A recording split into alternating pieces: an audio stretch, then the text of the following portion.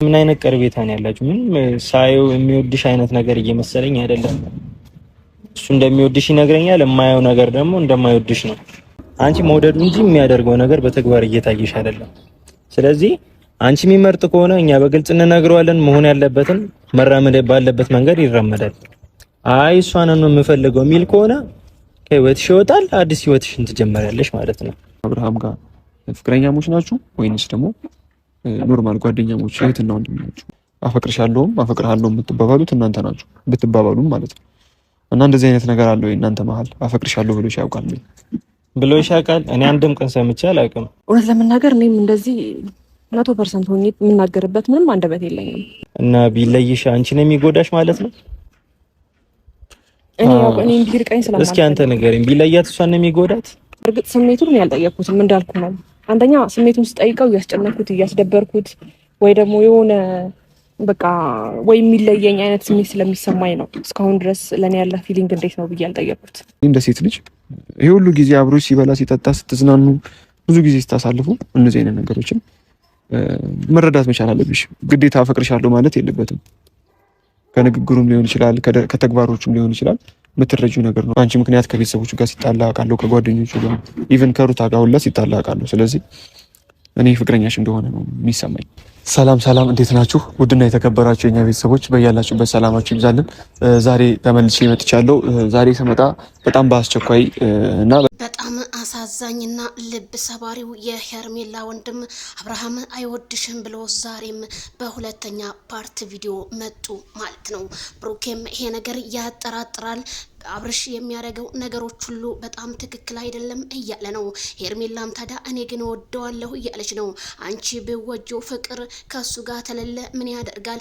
ይሄ ልጅን ይወቅ፣ ቁርጥሽን ማሳወቅ አለብሽ እያሏት ይገኛሉ።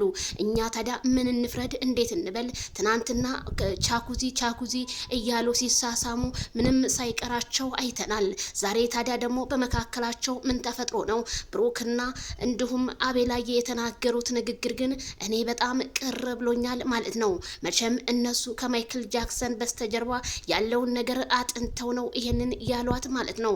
ሄርሜላ ዛሬም ትናንት ፍንድቅድቅ ስትል የነበረ ስትስቅ የነበረ ዛሬ ግን ቅስሟን ስብር አድርገውታል። አብርሃም አይወድሽም፣ አብርሃም ላንቺ ፍቅር የለውም ሲሏት እሷ ግን እንደሚወዳት አብሮ እንደሚሆናት ነው ሀሳቧ። በጣም ገራሚ ነው እየሰማ ነው ያለነው ዜና። አቤት የዛሬውማ አብርሃም ልጁን ይዞ ሲመጣ በቃ አብርሃም ከልጅ ጋር መሆን ያለብህ እንጂ ካሁን በኋላ ማንንም አታስገባ ሲሉት ኮሜንታተሮችም አይቻለሁኝ። ታዲያ የሄርሜላ ወንድም ያለው ነገር እኔም ትክክል ነህ ነው የምለው። ምክንያቱም ይሄ ልጅ ወደዳት ማለት በልቡ ቢወዳትም ግዴታ ቀለበት ማድረግ አለበት ብዬ ባልወስንም፣ ግን ቢያረግላት የሁላችን ምኞት ቢሆን ግን ዛሬ ምኞታችን መካከል ላይ ሊቀር እንደሆነ ትንሽ ቅር እያለኝ ነው እላችኋለሁኝ። እናንተስ ከዚህ ቪዲዮ ምን ተረዳችሁ? ምንስ አላችሁ? ማይክል ጃክሰን ምላሽን እንፈልጋለን፣ የህዝቡ ጥሪ ነው ማለት ነው። ማይክል ጃክሰን ግን ለሄርሜላ የሚላትን ነገር ሰምቼ እኔም ቆርጤን አቃለው ሲሉ ሁሉም ኦዲየንሶቿ ኮሜንታቸውን አስቀመጡ እላቸዋለሁ።